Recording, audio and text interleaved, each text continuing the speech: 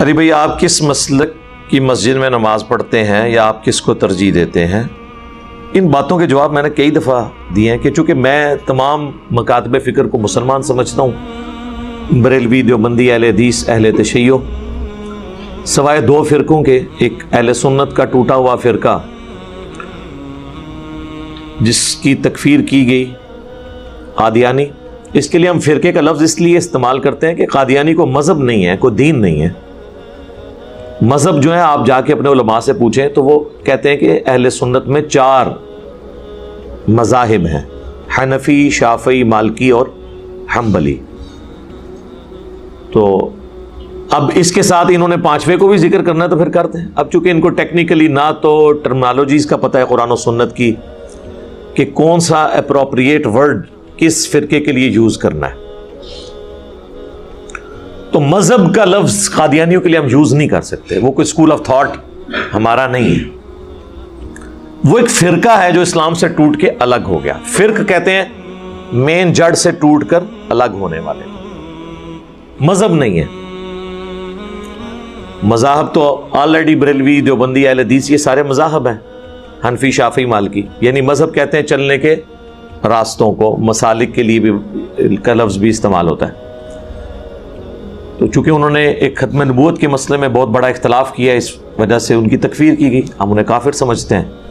اور دوسرا فرقہ جو اہل تشیع میں سے نکلا ہے، نوسیریہ، جو ہمارے سب کانٹیننٹ میں تو نہیں ہے لیکن شام کے اندر وہ موجود ہیں۔ اب سب کانٹیننٹ میں بھی ان کی کافی سارے ذاکرین نے آ کے ممبر سنبھال لیا ہے، جس کی وجہ سے علماء پریشان ہیں۔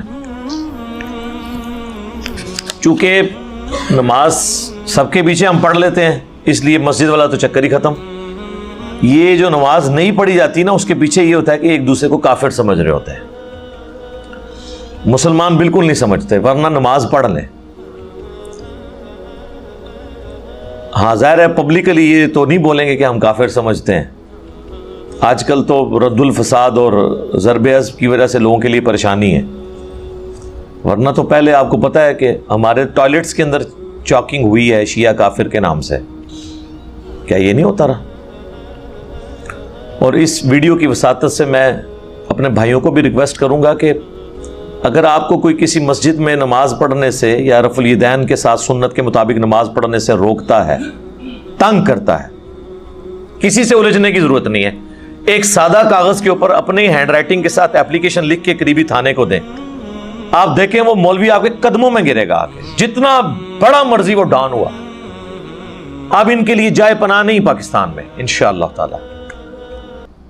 تو آپ نے ان ڈائریکٹ تو الجھنا ہی نہیں ہے۔ یہ اکثر لوگ کہتے ہیں نا جی وہ مولوی صاحب تنگ کرتے ہیں، منع کرتے ہیں، ان کے باپ کی مسجدیں یا تو لکھ کے لگائیں یہ مسجد ہماری ذاتی جاگیر ہے، صرف ہمارے فرقے کا بندہ نماز پڑھے گا۔ یہ تو ضرور لکھا ہوتا ہے انہوں نے کہ یہاں پہ خطیب یا امام فلاں فرقے سے ہوگا، یہ کسی نے نہیں لکھا ہوتا کہ یہاں پہ نماز صرف فلاں فرقے کے لوگ پڑھیں گے۔ یہ کہیں آپ نے دیکھا ہے کسی مسجد میں لکھا ہوا؟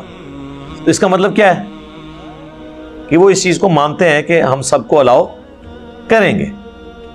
تو جب تنگ کرے آپ کو کوئی، سادہ اپلیکیشن لکھ کے نا تھانے میں دیں، نام لکھ دیں اور کہیں کہ جی یہ اس طریقے سے مجھے تو